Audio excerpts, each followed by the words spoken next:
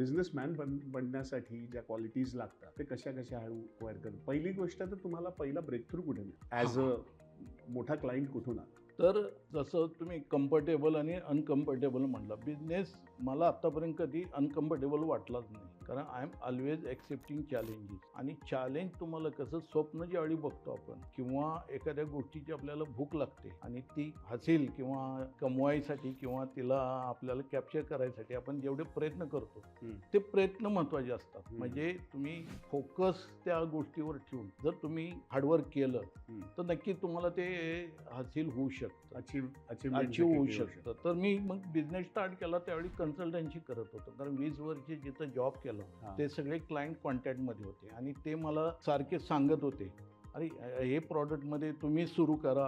काही लोक म्हणत होते हे मटेरियल तुम्ही द्या, काही लोक म्हणत होते की ही तर टेक्नॉलॉजी तुम्ही हे करा, कारण ही टेक्नॉलॉजी कुठंच नाही. बरोबर. म्हणजे ज्या जर्मन प्लांटने बडोद्यामध्ये प्लांट लावला, काही गोष्टी मी इम्प्रूव्ह केल्या त्याच्यामध्ये, कारण तो मिनी प्लांट होता. 20 टन फर्नेस म्हणजे त्याच्यामध्ये, आणि ती लोक आपल्यासाठी इम्पोर्टेड होते, त्यांच्यासाठी ट्रायल एरर स्टेशन होतं. बरोबर. की त्याला इथं आपण लावून हे करूया, ते माझ्या लक्षात येत होतं पण बाकी कुणाच्या लक्षात येत नव्हतं. कारण त्यांच्याबरोबर जर्मन जनरली शिकवताना एकदम ट्रान्सपरंट शिकवतात, म्हणजे कुठलंही हिडन न ठेव. आणि सगळ्यात महत्त्वाची गोष्ट आहे की एक्सपिरियन्स इज अ नॉलेज. आणि त्या एक्सपिरियन्स नॉलेजच्या वर मी सक्सेसफुल बिझनेस करू शकलो.